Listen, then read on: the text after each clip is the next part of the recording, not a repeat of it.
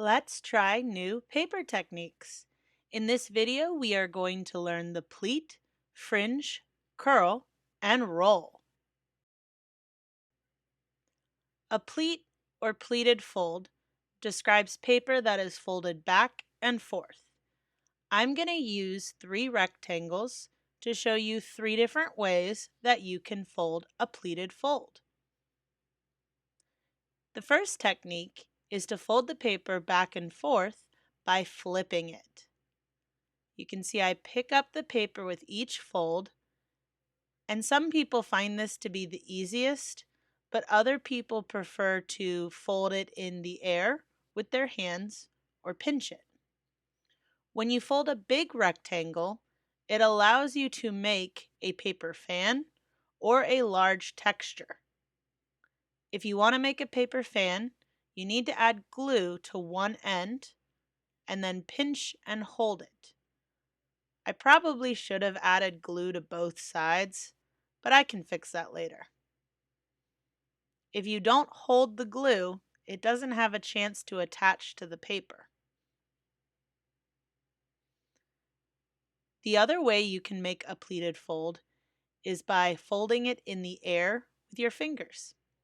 You can fold it back and forth until the paper is completely done. This is a great size paper to make a set of stairs, but you can also fold pleated into shapes or a bridge. The last way you can try this is by pinching and pressing down. But really, whichever way works for you is great. Now let's try making some fringe. Fringe is great for grass, feathers, lanterns, or multiple pieces. So if I want to create a fringe, I'm going to cut rectangles, and I'm going to make my rectangles in 3 different sizes. The first rectangle is going to become grass. I'm going to hold one side and cut all the way down until I finish. If I later cut these off, I will get many small rectangles all at once. If I want this to turn into grass, I can fold a tab and glue it down, or I can roll it to create a fun pom-pom or other textures. To make a feather, you fold a paper in half and you create the shape of the feather on both sides by cutting once. Be careful not to cut the fold, and you can add more or less texture. And when I open it, it looks just like a feather.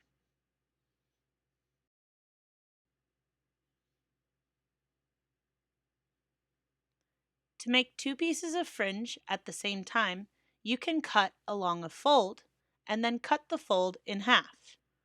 Or, if you choose not to cut the fold, this is a way that you can create a paper lantern or a fun shape that you can use. Simply connect the 2 ends and you have a lantern.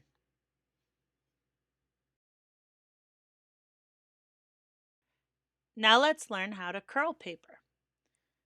To make a curl, we need long strips of paper, so I'm going to cut all the way up.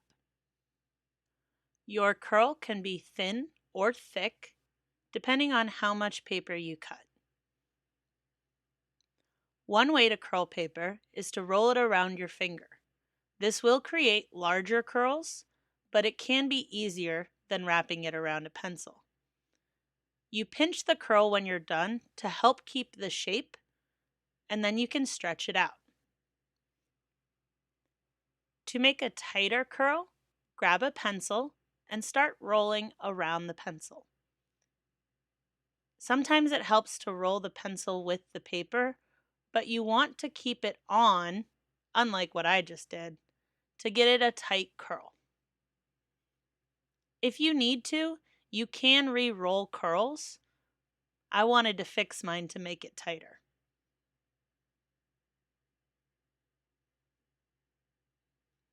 Don't forget to pinch the paper at the end and slide the pencil off. You can also unroll a tight curl to give it a little more volume.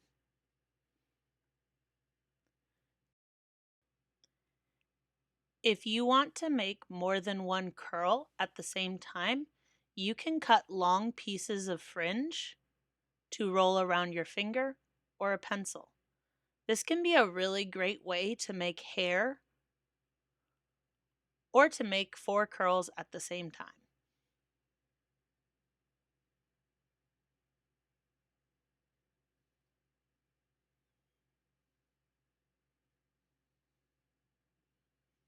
Sometimes when you make lots of curls at once, they do tangle up together. Lastly, let's learn how to make paper rolls. A roll is when you glue one side of the paper to the other, and the size of the roll depends on the size of your paper. To close my roll, I'm going to add glue to one side.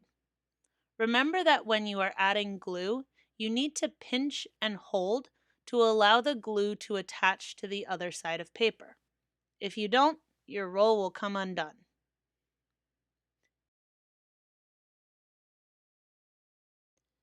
If you want your roll to stand up, you need to add tabs on the bottom by cutting all the way around. This technique is called a flange, as you fold the tabs out, and that's where you will add glue.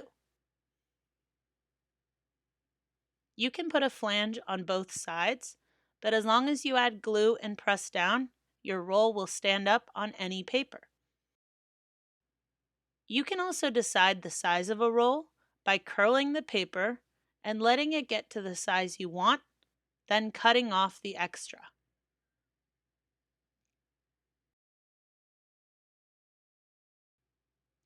Now you know 4 new paper techniques.